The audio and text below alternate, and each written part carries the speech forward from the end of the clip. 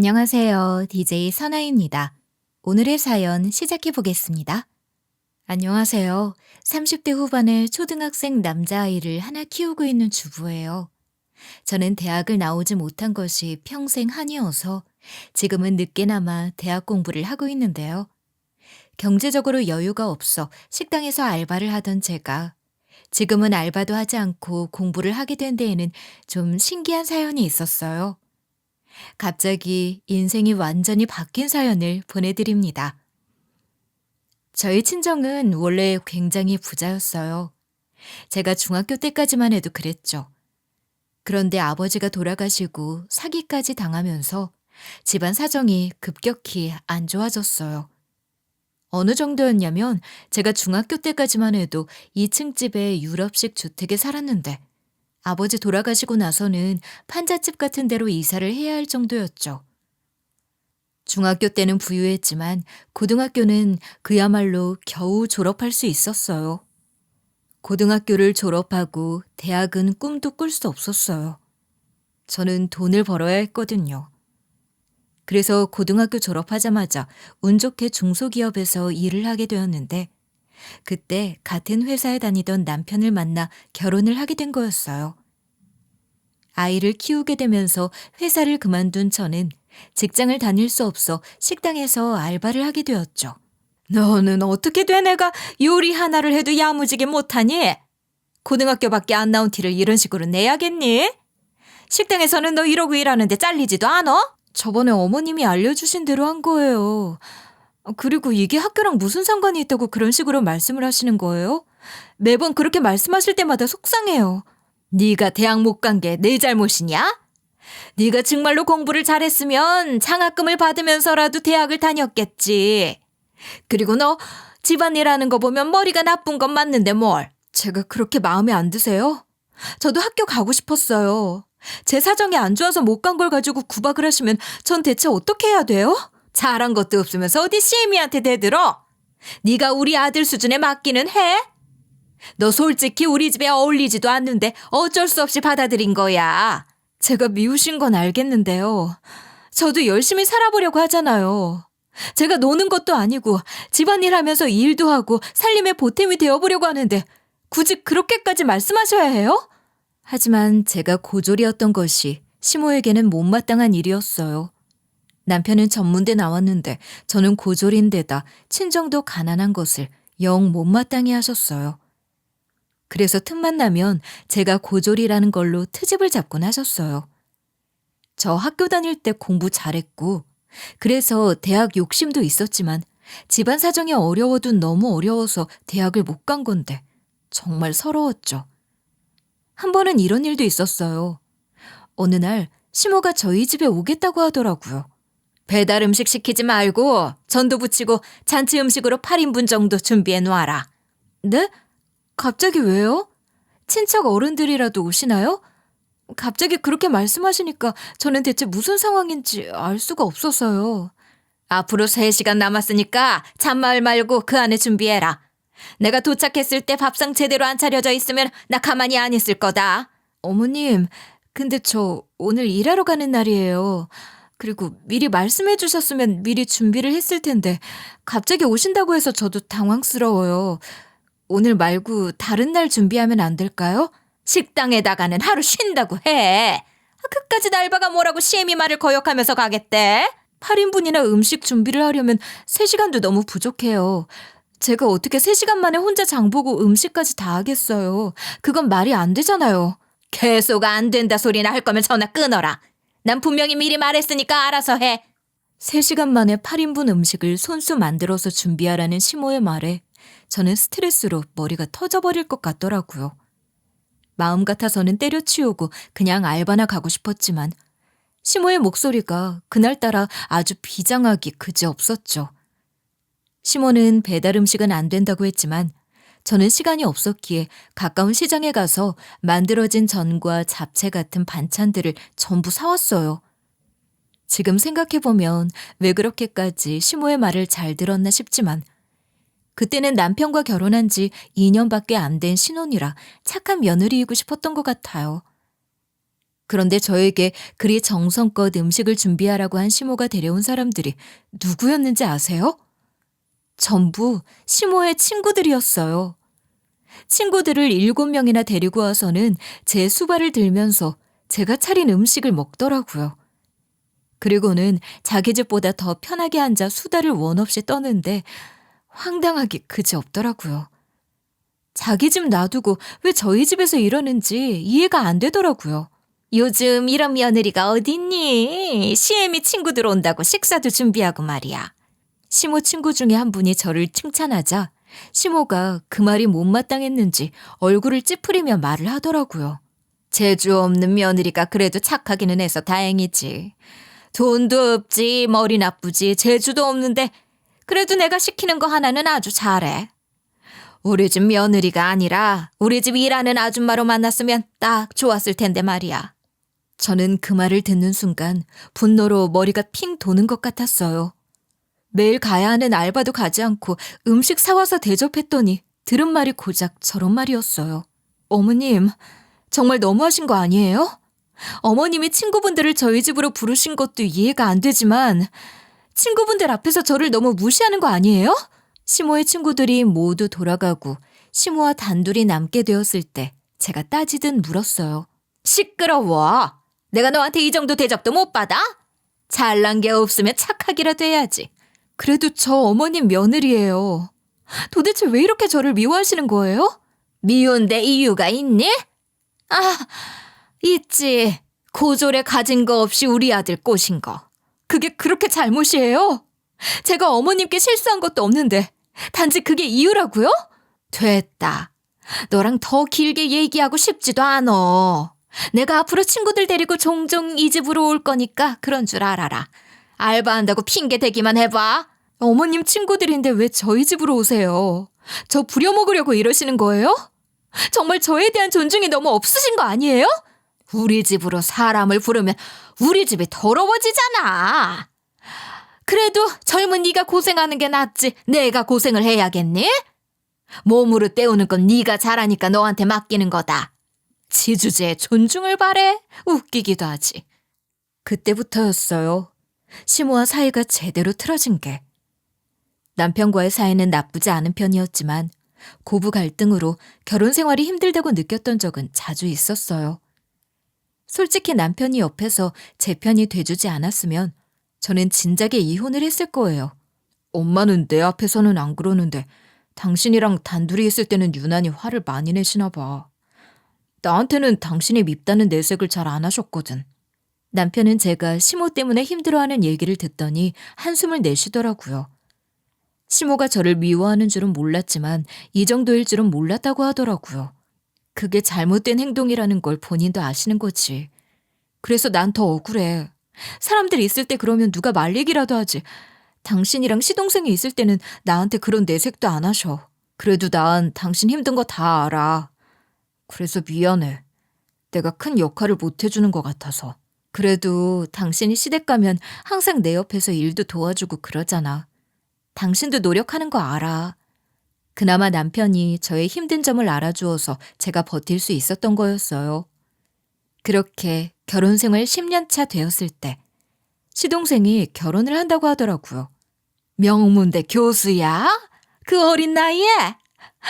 아이고, 우리 집안에 드디어 엘리트가 들어오네. 이제야 우리 집도 수준에 맞는 사람이 들어오는구나. 정말 인성도 좋은 사람이고 따뜻한 사람이야. 집안이 많이 힘들었는데 공부도 열심히 했대. 네가 평범한 직장인인 것도 괜찮대? 엄마는 괜히 그걸로 너 무시당할까 봐 걱정이다. 그런 걸로 사람 평가하는 사람 아니야. 무엇보다도 인성이 좋아서 결혼까지 결심한 거예요. 엄마도 보면 알 거예요. 그렇다면 다행이다. 그렇게 배운 사람이 인성까지 좋다니 그런 복덩어리가 어딨니? 시모는 사람의 배경을 보면서 남의 인성을 걱정하는 것이 어이가 없었죠. 어쨌든 예비동서가 될 사람이 명문대 교수라는 말에 시모가 정말 좋아했어요. 시동생은 평범한 직장인이었는데 대학 교수가 며느리가 된다고 하니 시모의 입이 귀에 걸리더라고요. 항상 고졸 며느리가 못마땅한 시모 입장에서는 교수 며느리가 얼마나 예뻐 보일지 알만하더라고요.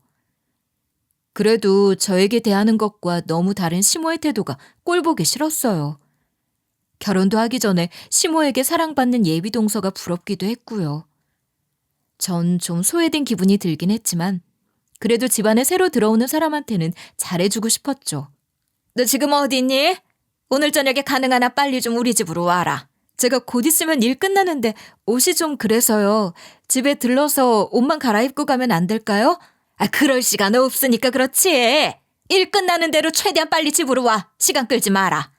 일하던 중에 시모의 다급한 전화를 받았죠. 음식 냄새가 잔뜩 묻은 옷을 그대로 입은 채로 시댁에 가는 것이 영 찝찝했지만 급한 일이라고 하니 하는 수 없이 일이 끝나자마자 후줄근한 차림으로 시댁으로 향했어요. 그런데 그 급한 일이라는 게 예비 동서가 시댁에 인사를 오는 거였어요. 시모가 미리 말해주지 않아서 저는 너무 당황스러웠죠. 그래도 첫 만남에 땀과 음식 냄새에 쩔은 모습을 보여주고 싶은 사람이 어디 있겠어요? 미리 좀 알려주지 그러셨어요. 급하게 오느라 일 끝나자마자 옷도 못 갈아입고 왔어요. 모두가 저를 바라보는데 수치스럽기까지 하더라고요. 저에 대한 배려라고는 눈꽃만큼도 찾아볼 수 없었죠. 아줌마, 멀뚱멀뚱 서 있지 말고 우리 며느님이 시장하시니 밥부터 차려요. 근데 시모는 저의 후줄근한 모습에 눈을 흘기며 며느리라고 부르지 않고 일하는 아줌마 취급을 하더라고요. 귀한 며느리가 시집을 온다는데 고졸에 음식 냄새를 풀풀 풍기며 후줄근한 제 모습이 마음에 안 든다 이거였죠. 아무리 그래도 그렇지 어떻게 저한테 아줌마라고 부를 수가 있는지 저는 수치심과 분노로 손까지 떨리더라고요. 이런 취급이나 하려고 저 부르신 거예요? 어머님, 저도 며느리예요. 예비 동서가 오는 줄 알았으면 저도 이 꼴로 오지는 않았죠. 그냥 급한 일이라고만 하시면서 옷도 못 갈아입고 그냥 오게 하신 건 어머니잖아요. 어차피 동서도 결혼하면 제가 이 집 큰 며느리인 거 다 알게 될 텐데 그렇게 말씀하시는 게 더 부끄러운 일 아니에요? 식당에서 일하다가 전화 받고 급한 일인 줄 알고 바로 달려왔는데 저한테 너무하신 거 아니에요? 어떻게 사람을 앞에 두고 이런 취급을 하실 수가 있어요? 서러움이 폭발하더라고요. 저는 당장에 따졌죠. 네가 하는 일 안 궁금하니까 말하지 않아도 돼. 그냥 가만히나 있어. 조용히 음식이나 차리면 안 되겠니? 그게 그렇게 어려워? 시모는 그 와중에 제가 식당에서 일한다는 얘기가 나오니까 또 창피해하더라고요. 도대체 제가 뭘 그렇게 잘못을 했다고 없는 사람 취급을 당해야 하는지 이해할 수 없었죠. 엄마, 그만해요. 이 사람 일하다 온 사람이에요. 오늘은 정말로 말씀이 지나치셨어. 남편이 제 편을 들어주었지만 그걸로 기분이 나아질 리 없었죠. 저는 할 말은 해야겠다 싶었습니다. 왜요? 제가 식당에서 일하는 게 창피하세요? 사람이 일을 하는 게 왜 창피한 건데요? 저는 지지 않고 대들었어요. 남편도 저의 서러움을 알아차리고 저를 말리지는 않더라고요. 그저 옆에서 가만히 제 손을 잡아주었죠. 얘가 정말 오늘따라 왜 이래? 너 좀 조용히 못하겠니? 새 식구 될 사람 앞에서 이게 무슨 꼴이야? 그리고 네가 하는 게 일이야? 그게 일이라고 그렇게 당당하게 구는 거니? 저라고 이런 꼴로 오고 싶었겠냐고요.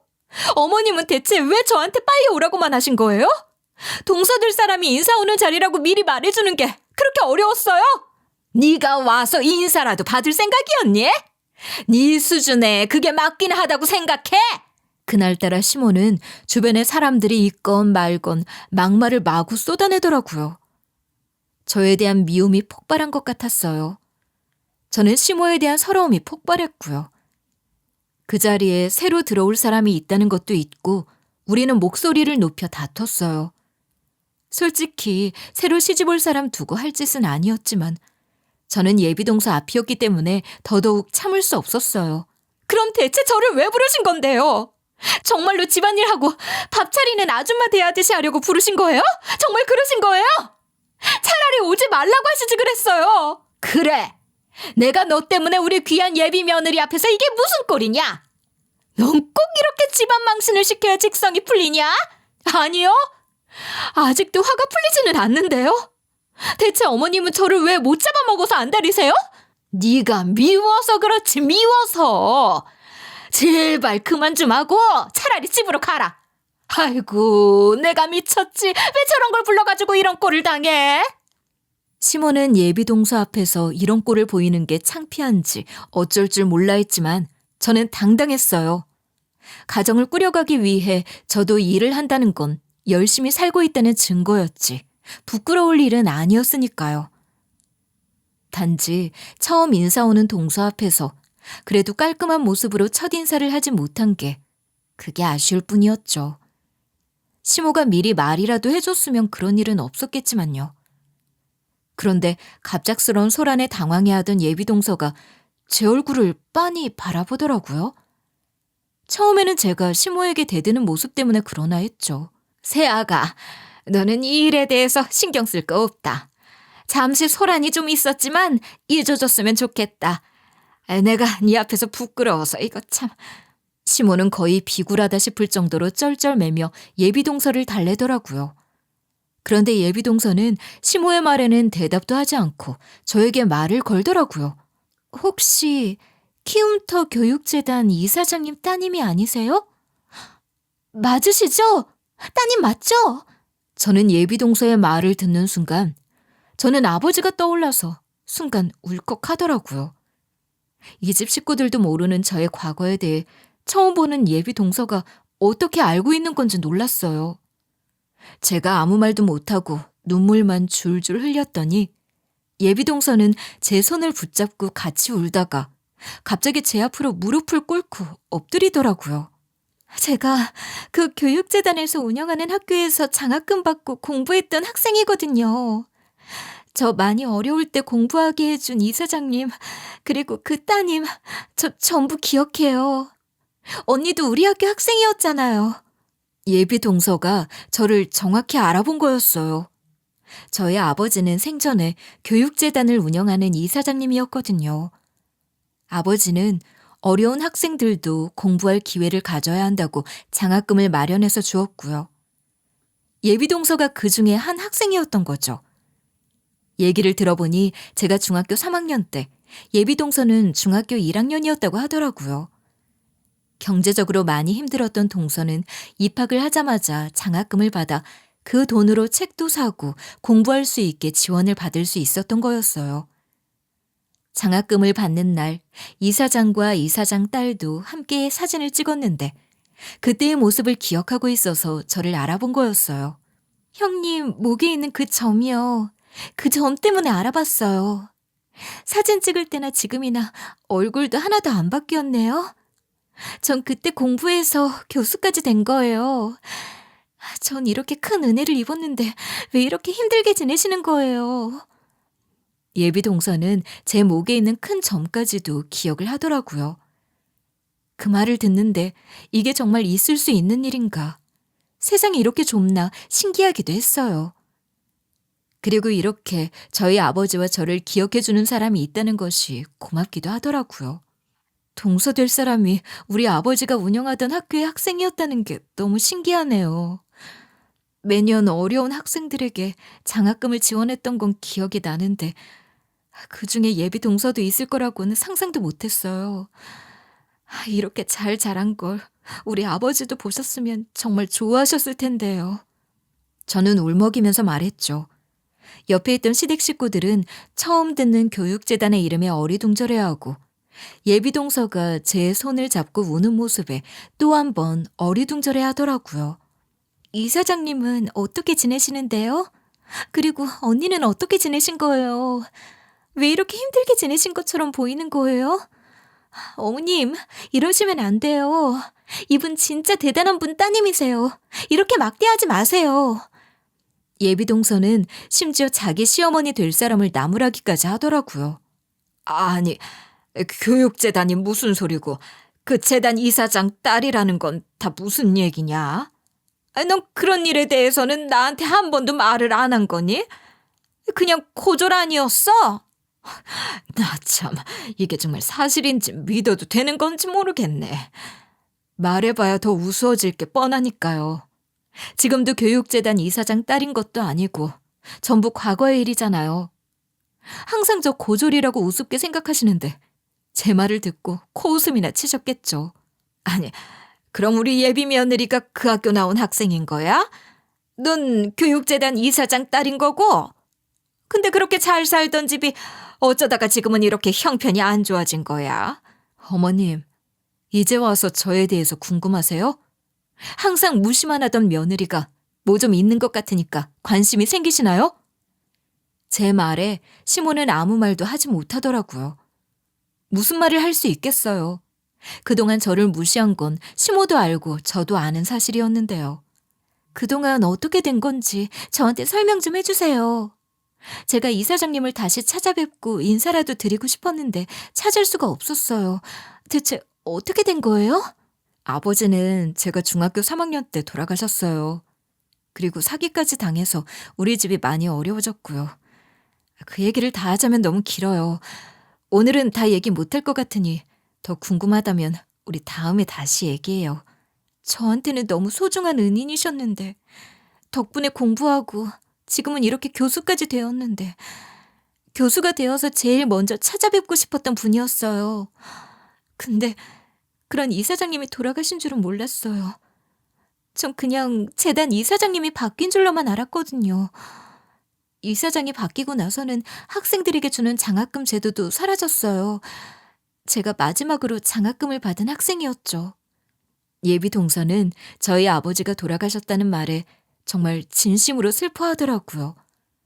저도 예비 동서의 말에 돌아가신 아버지 생각이 나서 눈물이 났죠.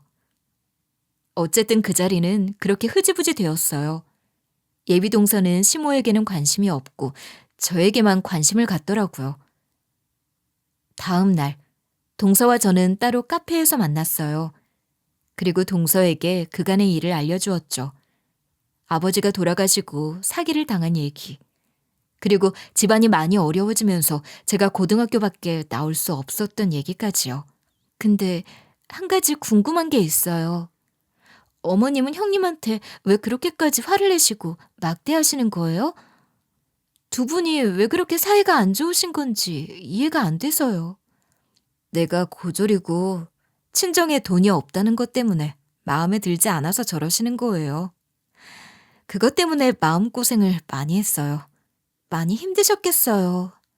그 시간들을 어떻게 견디셨어요? 일단은 재단 문제부터 어떻게 해결을 해봐요.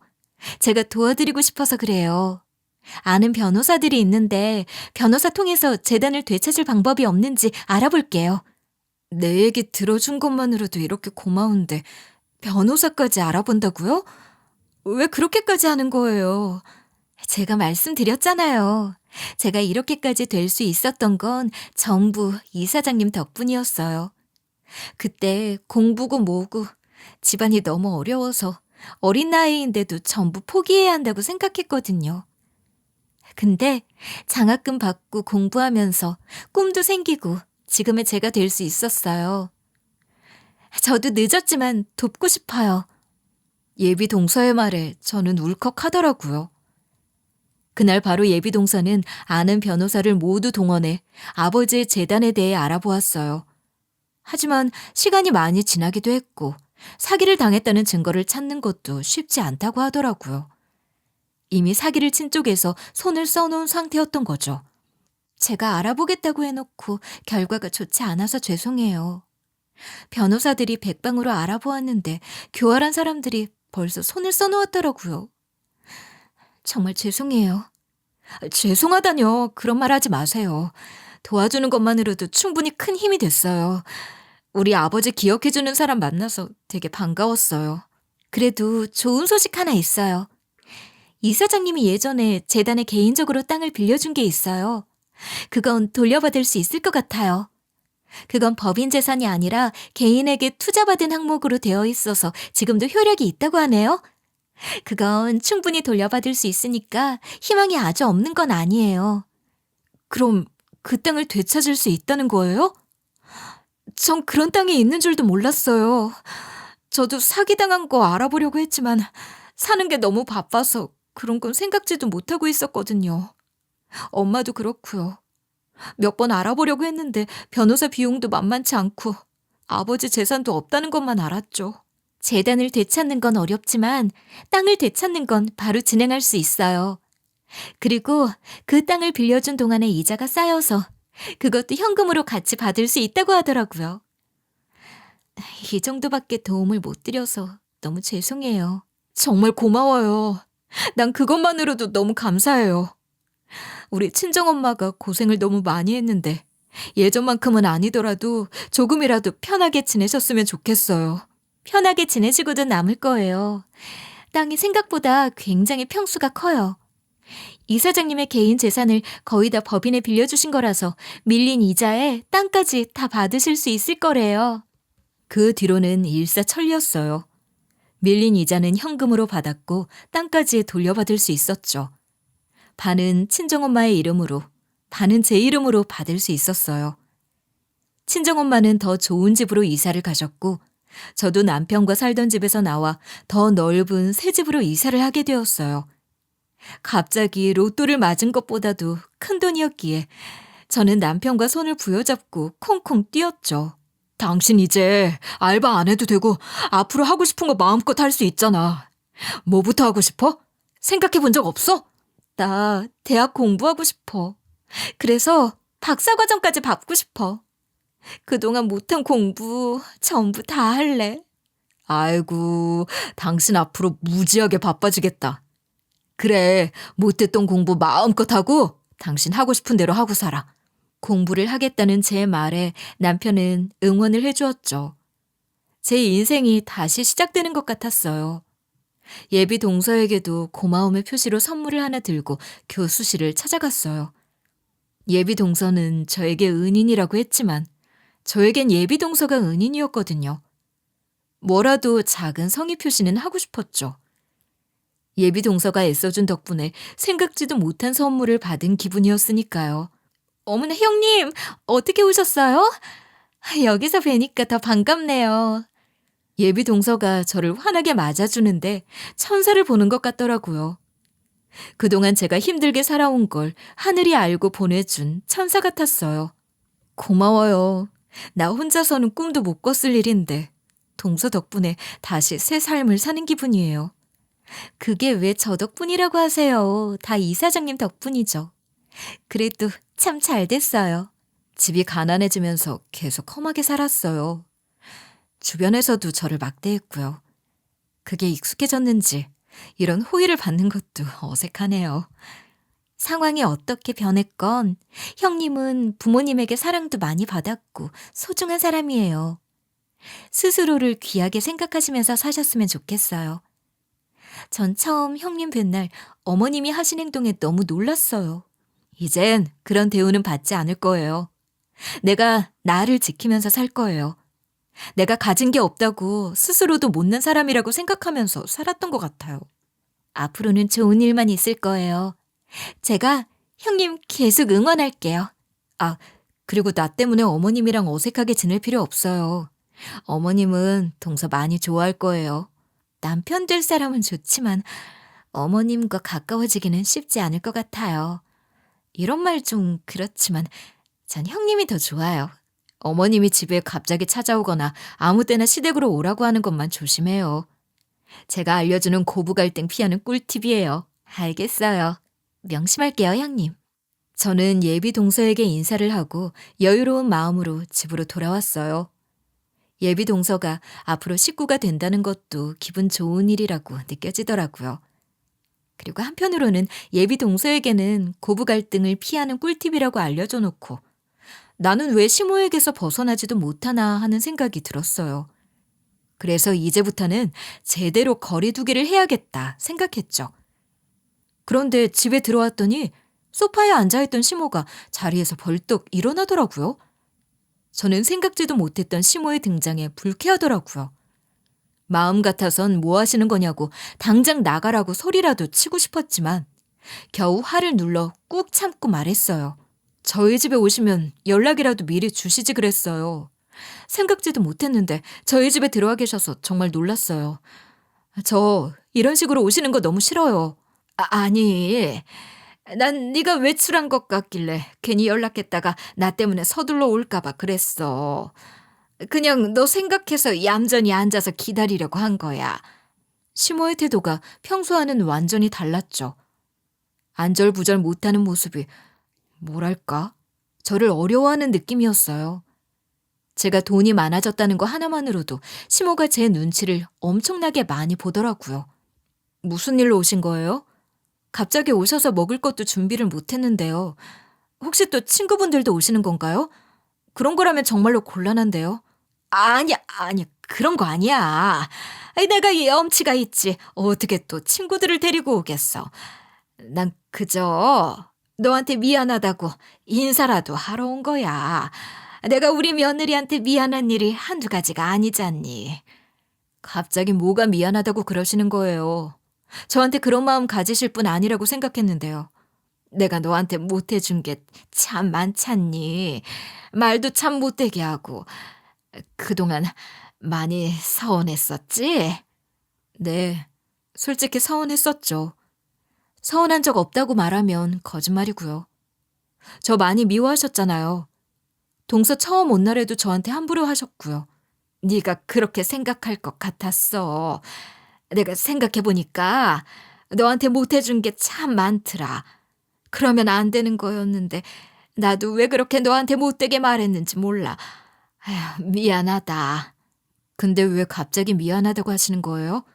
10년 동안 그런 말씀 한 번도 없으셨잖아요. 10년이나 잘못을 했는데 이제는 화해하면서 잘 지내야겠다 생각이 들어서 그렇지. 혹시 제가 아버지 재산 많이 받게 되었다는 말에 저를 다시 보신 건 아니고요? 네가 없이 지냈어도 항상 귀티가 나더라고. 네 아버지가 교육재단의 이사장님이셨다는 말을 들었을 때 나도 놀라긴 했지만 꼭 그것 때문에 미안하다 사과하는 건 아니야. 시모는 아니라고 했지만 저는 그 말을 믿을 수가 없더라고요. 그동안 저에게 한 행동들을 보면 식모 부리듯 했으니까요. 그럼 하실 말씀 다 하신 거죠? 제가 밖에 좀 오래 있다 와서 쉬고 싶은데요. 솔직히 아무리 사과라도 시모의 사과는 그닥 받고 싶지도 않았어요. 그게 진심일까 의심만 들었거든요. 그래, 쉬어야지. 근데 내가 꼭 하고 싶은 말이 하나 있는데 말이다. 잠깐만 시간을 내서 내 얘기 좀 들어주면 안 되겠니? 꼭 지금 하셔야겠어요? 죄송하지만 다음에 하시면 안 될까요? 그래. 너 지금 많이 피곤할 테니까 내가 다음에 다시 찾아오마. 쉬어라. 그때는 미리 연락하고 와주셨으면 좋겠어요. 갑자기 어머님이 제 집에 앉아 계시니까 너무 당황스러워서요. 그래, 내가 다음에는 꼭 미리 연락하고 올게. 일단 잘 쉬고 우리 다음에 보자. 얼굴을 마주하고 시모와 한 공간에 있고 싶지도 않았어요. 저를 무시하는 행동들과 예비동사 앞에서 했던 말을 생각하면 더는 말 섞고 얘기하고 싶지 않았죠. 더군다나 갑자기 저의 상황이 달라지니까 시모의 태도도 같이 바뀌는 건 더더욱 마음에 들지 않았어요. 그런데 다음 날에도 시모는 저를 찾아왔어요. 진짜 짜증스러웠죠. 그래도 미리 연락을 하고 찾아온 거라 그냥 내쫓을 수는 없었어요. 듣기는 싫지만 얘기는 들어보기로 했죠. 내가 귀찮게 한 건 아니지? 아니, 나는 너랑 단둘이 얼굴 보고 얘기 좀 하고 싶어서 그래. 내가 그동안 우리 복덩이를 못 알아본 게 미안하기도 하고, 그동안 내가 너무 차갑게 한 거 미안하다고 다시 한번 말해주고 싶어서 너 피곤할 텐데 내가 찾아왔다.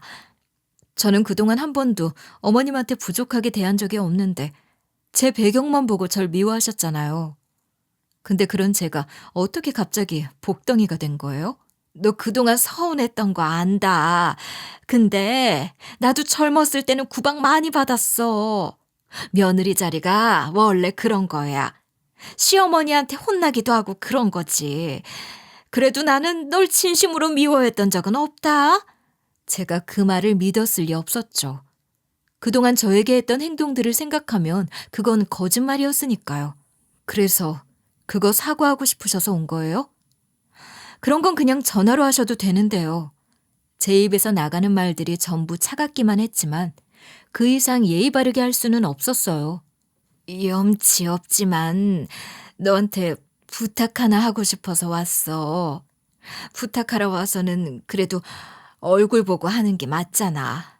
저한테 부탁할 것도 있으세요? 그래서 미안하다고 하신 거예요? 아니, 네가 이제 경제적으로 꽤 부유해졌잖아. 우리 집안에서 너만큼 여유가 있는 사람도 없고. 솔직히 둘째 며느리는 아직 우리 집 사람도 아니고 걔도 교수긴 하지만 집안이 좋은 건 아니라더라. 무슨 말씀을 하시려는 거예요? 저는 지금으로서는 무슨 말씀을 하시려는 건지 상상이 안 되네요. 그리고 예비동선에 집안 흉보려고 오신 거면 저는 더는 할 말이 없네요. 저한테는 고마운 사람이라서 그런 얘기 들으면 기분이 나쁠 것 같아요. 아니, 그러자고 온 건 아니고 내가 사업을 하나 해볼까 하는데 네가 투자를 좀 해주는 게 어떻겠니? 갑자기 무슨 사업을 하신다는 거예요? 사업할 자금은 있으신 거예요? 내가 무슨 자금이 있니? 자금은 네가 갖고 있잖아. 그걸로 네가 나 좀 도와주면 안 되겠니? 일단 요즘에 탕후루가 인기가 많다고 하길래 탕후루집을 해볼까 해. 나도 계속 집에만 있는 것보단 일을 하는 게 좋을 것 같아서.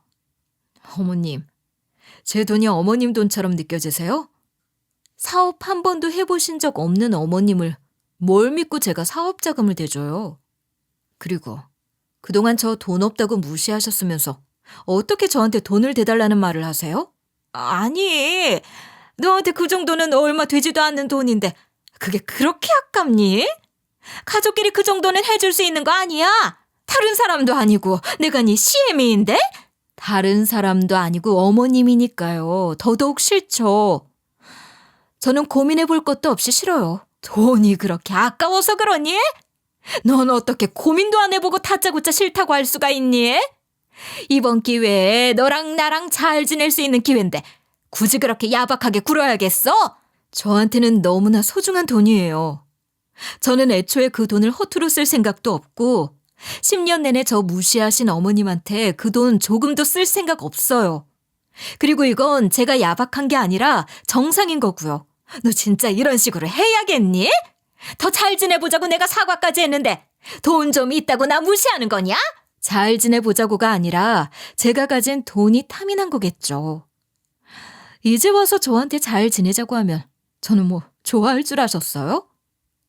사람 안 변한다는 말이 맞기는 맞네요. 어머님은 처음부터 돈이랑 배경으로 사람 판단하는 분이셨어요. 그래, 미안하다. 내가 다 잘못했어. 진심으로 인정하고 반성하고 있어. 정말 어떻게 안 되겠니? 나 이번 기회 놓치고 싶지 않아서 그래. 내가 잘못했다. 돈 때문에 자존심도 버리시고 대단하시네요. 전 싫어요. 더는 부탁하지도 마세요. 그리고 한 가지 더 있는데요. 앞으로 자주 보지 않고 살고 싶어요. 그게 무슨 소리냐? 갑자기 자주 보지 않고 살고 싶다니? 네가 그렇게 말하니까 하늘이 무너지는 기분이다. 어머님이 시도 때도 없이 아무 때나 저를 부르시는 거, 저희 집에 막 찾아오시는 것 때문에 저 그동안 스트레스 많이 받았어요. 앞으로는 그렇게 살고 싶지 않아요. 어머님이 계속 그렇게 하시겠다고 하면 저는 이혼할 생각도 있어요. 전 이제 참으면서 살지 않기로 마음먹었거든요. 아니, 그렇다고 이혼을 해? 나 때문에 이혼을 한다는 거냐? 어떻게 그런 생각을 할 수가 있어? 난 네가 그런 식으로 말할 거라고 상상도 못했다. 착했던 애가 왜 이렇게 변한 거니? 제가 누구 좋으라고 착하게 살아요? 저 이제 그렇게 바보같이 안 살 거예요. 그리고 제가 이혼을 한다면 그건 오로지 어머님 때문이에요. 제 결혼 생활 나쁘지 않았는데 어머님 때문에 이혼하고 싶었던 적 많았어요. 저 이제 돈도 있겠다, 땅도 있겠다. 제가 이혼 못할 이유가 뭐가 있겠어요? 그건 안 된다. 어떻게 이혼을 해? 내가 잘못했다. 다시는 사업자금 빌려달라는 말도 안 하고 이렇게 갑자기 찾아오지도 않으마. 이혼이라는 말은 하지 말고 너희끼리 잘 살아. 그러면 되겠니? 내가 다 인정하고 물러나면 너 속이 시원하겠어? 그러면 좀 낫겠네요. 명절에는 찾아뵐게요. 그 이상은 만나는 일 없었으면 좋겠어요. 약속하실 수 있겠어요? 그래도 김장할 때는 같이 해야 하지 않겠니? 다른 의미가 있어서가 아니라 너희한테 김치는 주고 싶어서 그래. 그래도 내 아들은 내 김치 잘 먹잖아. 그렇게 주고 싶으면 택배로 주세요. 굳이 만날 필요는 없을 것 같아요. 그럼 김장은 같이 안 할 거니? 내 나이에 혼자 하기는 너무 무리인데 그래도 안 되겠어? 어머님, 저 다 필요 없다고요. 어머님이랑 조금도 엮이기 싫어서 이혼하고 싶은 건데 또 딴소리 하실 거예요? 그래, 알았다. 내가 더는 너희 귀찮게 안 하고 사업이 어쩌고 말도 꺼내지 않으마. 이혼한다는 말은 다시는 꺼내지 말아라. 시모가 고개를 떨구더라고요. 그렇다고 안타까워 보였냐고요? 전혀 그렇지는 않았어요. 지금까지 시모가 저에게 한 짓들을 생각하면 제가 한 말 정도는 아무것도 아니었죠.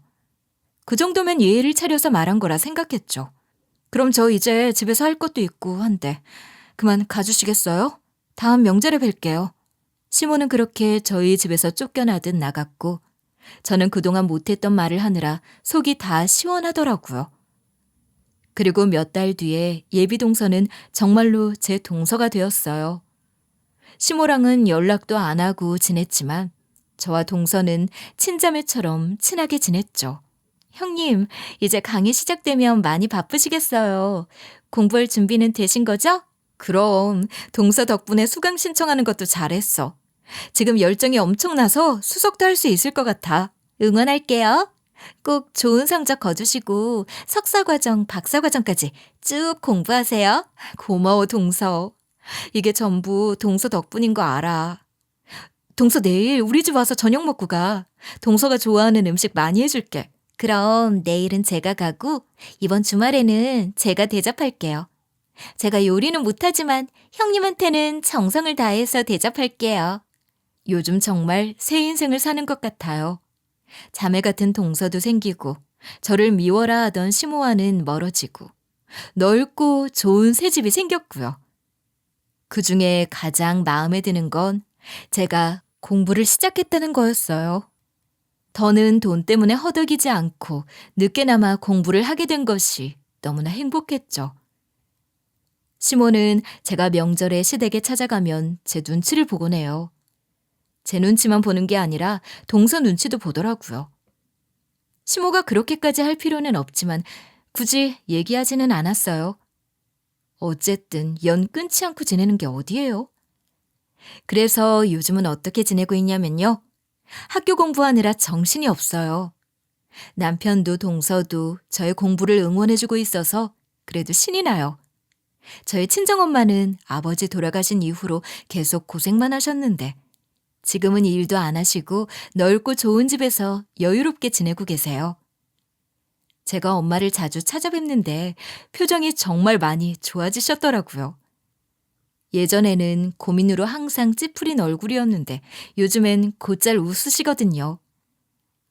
그리고 저는 남편과는 사이가 좋아요. 경제적으로 여유가 생기니까 사이가 더 좋아진 거라고 생각했는데 그게 아니라 시모와의 갈등이 사라져서 남편과 사이가 더 좋아진 거더라고요.